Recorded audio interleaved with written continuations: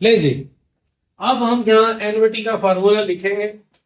Annuity का formula हमारे पास होता है 1 माइनस 1 प्लस आई या R raise to the power minus N divided by R. अब इसमें हम पुट करते हैं ये जो हमारे पास हमने डाटा लिखा था, इस आई एनओटी का जो हमारे पास फार्मूला है, आई आर ना एनओटी है, ठीक है भैया। तो एनओटी का फार्मूला हमारे पास क्या होता है? एनओटी का फार्मूला होता है 1 minus 1 plus R raise to the power minus N divide by R. R भी लिख सकते हैं, भी लिख सकते हैं। अब इसको हम इस डाटा पे सॉल्व करते हैं। इस डाटा पे सॉल्व करके देखते हैं कि हमारा डिस्काउंट फैक्टर क्या बनता है अगर हम एनओटी के फार्मूले से कैलकुलेट करें। तो इसमें जरा सिर्फ हम चीजें पुट कर देंगे। हमारा रेट ऑफ रिटर्न है 15%, यहां नीचे भी लिख देंगे 15%, और एन जो हमारे पास है वो 8 ईयर्स है। तो बताएं क्या आता है हमारे पास? 4.487 हमारे पास डिस्काउंट फैक्टर आता है। अब इसकी मदद से एक तो ये था कि हम 15 साल की कैलकुलेशन करते, 8 साल की करते। कितने साल नहीं आया एनविटी? 8 साल। तो हम पूरी पेज ही भर देते। एक तरीका कार यह है कि आप अगर आपके पास रेकरिंग कैश फ्लोज हो, रिपीटिंग कैश फ्लोज हो, तो फिर आप एनपीवी किससे कैलकुलेट कर सकते हैं? आप एनवीटी के फार्मूले से भी कर सकते हैं। अब हम कैसे कैलकुलेट करेंगे एनपीवी? अब हमारे पास दो कैलकुलेशन है। एक हमारे पास है जी ईयर 0 और एक हमारे पास है ईयर 1, ईयर 2, ईयर 3 लिखेंगे नहीं। हमारे पास अब आगे जो आ रहा है वो कैश फ्लोज कौन से आ रहे हैं? Year 1 to 8। तो हम यहां लिख देंगे ईयर 1 to 8। ओके, ईयर 0 में बताएं जी कितना कैश आउटफ्लो हो रहा है आपका? 45,000 माइनस में आ जाए। ईयर 1 to 8 हमारे पास हर साल कैश इनफ्लो कितना आ रहा है? 8,000।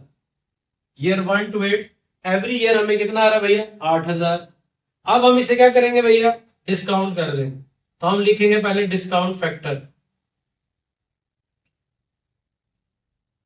डिस्काउंट फैक्टर आज की डेट पर ईयर 0 पर हमेशा क्या होगा? 1। क्योंकि अगर मैं डिस्काउंट फैक्टर को सॉल्व भी करूं, तब भी मैंने पहले भी सॉल्व किया, दोबारा भी सॉल्व करें, तो हम लिखेंगे 1 plus I raise to the power N. तो वो 0 होगा, तो ये 0 चला जाएगा, तो डिस्काउंट फैक्टर कितना बच जाता है? 1। तो ईयर 0 आज की डेट पर, आज के दिन, पहले दिन जो हमारा जिसमें ईयर 0 होता है, वहां हम उसको क्या करेंगे? एनवीटी फैक्टर 1 लगाएंगे। और अभी आपने एनवीटी की मदद से, एनवीटी फार्मूले की मदद से अगले 8 सालों का डिस्काउंट फैक्टर कैलकुलेट किया। वो क्या बनता है? 4.487 बनता है। अब निकालें जी प्रेजेंट वैल्यू।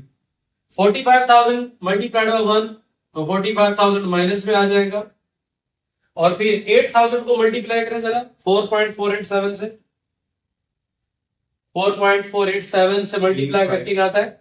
35896। बताएं जी फिर एनपीवी आपकी क्या आ रही है? एनपीवी क्या आ रही है भैया?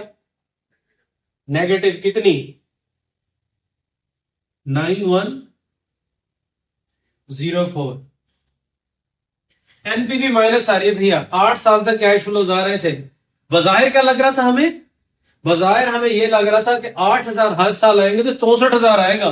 45,000 लगा के 64,000 आएगा। बजाहिर तो ऑन पेपर तो कैश टर्म्स में, रुपीज में तो अच्छा लग रहा था, लेकिन अगर हम इसमें कॉस्ट ऑफ कैपिटल को अप्लाई करें, तो हमने कहा भाई कॉस्ट ऑफ कैपिटल अप्लाई करके देखना, लोगों को जो पे करना है वो पूरा होता है। तो जब हमने उसमें कॉस्ट ऑफ कैपिटल अप्लाई की और उसमें इंटरेस्ट फैक्टर माइनस किया, प्रेजेंट वैल्यू कैलकुलेट करके इंटरेस्ट फैक्टर माइनस किया, तो हमारे जो घर में पैसे नहीं आ रहे थे, उल्टा हमें क्या करने पड़ रहे थे?